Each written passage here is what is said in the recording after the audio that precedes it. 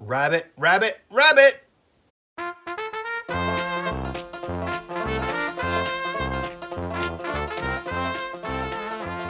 It's the first of the month and time for highlights from the Old Farmer's Almanac and the story of the month. All right, the month of June is packed full of interesting and good stuff. June the 2nd, here is a notation. The forest has ears, the fields have eyes. On the 3rd is World Bicycle Day. On the 6th, the first patented drive-in theater in the United States opened in Pennsauken, New Jersey in 1933. On the 9th, writer Charles Dickens died in 1870. On the 18th, another notation, 1 hour sleep before midnight is worth 2 hours sleep after midnight. The 19th is Juneteenth. The 21st is Father's Day and summer solstice. And on the 29th, a full strawberry moon. All right, y'all. I know it's June and it is summertime, but it's the anniversary of my beloved Charles Dickens' death. So I bet you can guess what the story of the month is going to be. Scrooge was awakened by his own prodigious snort. He was in his own bedroom, that was certain. But it had undergone a surprising transformation, for heaped upon the floor to form a kind of throne were turkeys, geese, game, brawn, great joints of meat, long wreaths of sausages, suckling pigs, barrels of oysters, red-hot chestnuts, juicy pears, luscious oranges, immense twelfth cakes, and great bowls of punch. Resting in easy state upon this couch was a giant, glorious to see. In his hand he bore a torch in shape, not unlike Plenty's horn, and he lifted it aloft to shed light upon Scrooge as he peeped round the bed curtains. Come in and know me better, man. I am the ghost of Christmas present. You have never seen the likes of me before? Never. Never walked abroad with any of my brothers, meaning my older brothers, for I am newly born, my brothers from these latter years. No, Spirit, I think I would remember. I am certain that I have not. Have you many brethren? More than 1,800. A tremendous family to provide for. I went forth last night on compulsion, and learnt a lesson which is working even now. If you have aught to teach me, I would profit by it. Touch my robe. Scrooge did as he was told, and held it fast. The room and its contents immediately vanished. The ghost conducted Scrooge straight to the home of his hard-working clerk, Bob Cratchit, and then stopped to bless this humble dwelling. Think of it. Bob had but 15 bob a week. On Saturdays, he pocketed a mere 15 copies of his Christian name, and yet the ghost of Christmas present stopped to bless this tiny 4-room house. Up rose Mrs. Cratchit, dressed out but poorly in a twice-turned gown, brave in ribbons, which are cheap and make a goodly show for 6 pence, and she laid the cloth, assisted by Miss Belinda Cratchit, second of her daughters, also brave in ribbons, while Master Peter Cratchit thrust a fork into a saucepan of potatoes. And then 2 young Cratchits, a boy and girl, came tearing in and screaming that down at the baker's they had smelt the goose, and knowing it for their own, went dancing about the table, basking in luxurious thoughts of sage and onion, while Master Peter blew upon the fire so that the potatoes bubbled up against the saucepan lid as if they were knocking to be let out and peeled.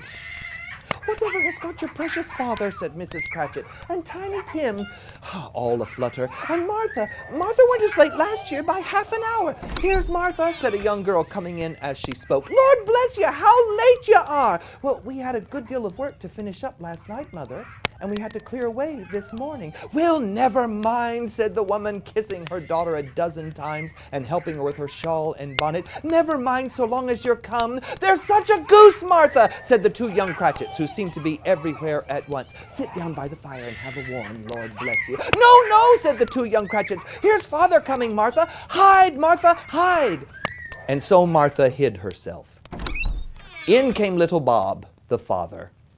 his clothes threadbare, but brushed and darned to look seasonable, and upon his shoulder, Tiny Tim. Alas for Tim, he bore a little crutch, and his limbs were supported by an iron frame. "Where's our Martha?" said Bob, looking about. "Not coming." Not coming? Not coming on Christmas Day?" Bob said this with a sudden declension in spirits, for he had been Tim's blood horse all the way home from church, and he had arrived rampant. Martha hated to see her father disappointed, even if it were only in jest. And she burst out from behind the closet door prematurely and threw herself into her father's arms, while the two young Cratchits hustled Tiny Tim off to the wash house that he might hear the pudding singing in the copper.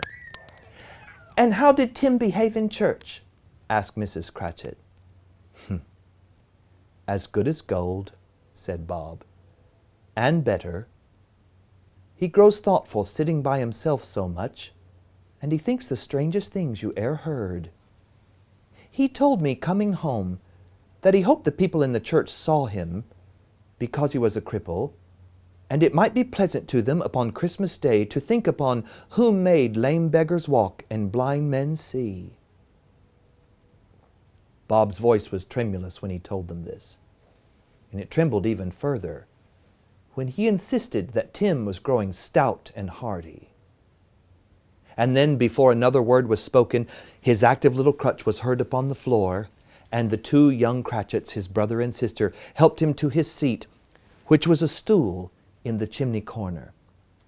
Bob turned up his cuffs as if they could be made to look more shabby, poor fellow, and compounded some mixture in a jug with gin and lemons, stirring it round and round, and then he set it upon the hob to simmer, while Master Peter and the two young ubiquitous Cratchits were dispatched to fetch home the goose, with which they returned in high procession. Mrs. Cratchit made gravy, hissing hot. Master Peter Cratchit mashed the potatoes with incredible vigor. Miss Belinda sweetened up the applesauce. Martha dusted the hot plates. The two young Cratchits set chairs for everybody, not forgetting themselves, and then mounting guard upon their posts, crammed spoons in their mouths lest they should shriek for goose before it was their turn to be helped. Bob took Tim upon his knee at a tiny corner of the table, and at last the dishes were set on, and grace was said. This was succeeded by a long, expectant pause as Mrs. Cratchit, glancing all along the length of the carving knife, prepared to thrust it into the breast. But when she did so, and the gush of stuffing issued forth, there arose a murmur of admiration all about the board, and even Tiny Tim, excited by the whole affair, beat upon the table with the handle of his knife and feebly cried, "Hurrah!" There never was such a goose. Bob said he believed there never was such a goose cooked. Its flavor and tenderness, size and cheapness were the themes of universal admiration.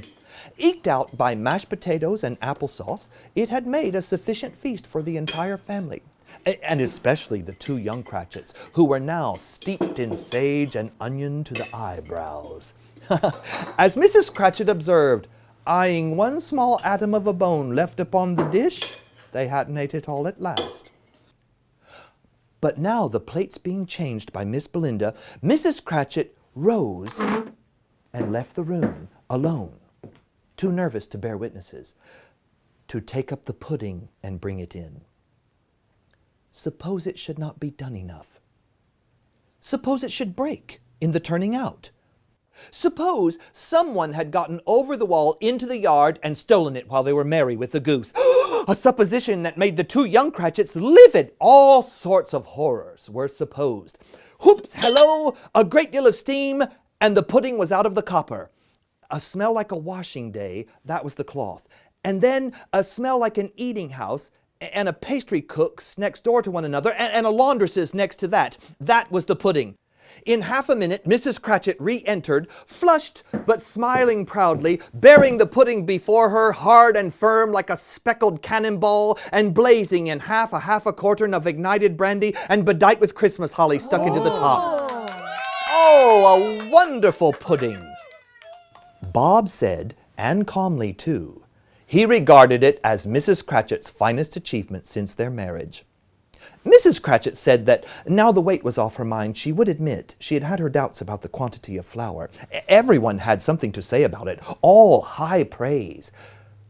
But no one said, or even thought, that it was at all a small pudding for such a large family.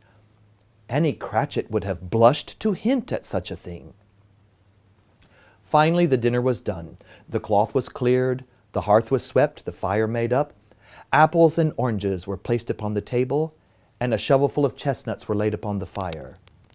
Bob, tasting the contents of the jug and pronouncing it perfect, poured it forth with beaming looks and handed it round.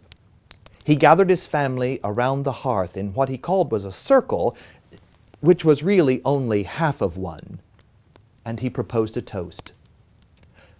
"A Merry Christmas to us all, my dears. God bless us." All the family drank the toast after him. "God bless us," said Tiny Tim last of all. "God bless us, every one."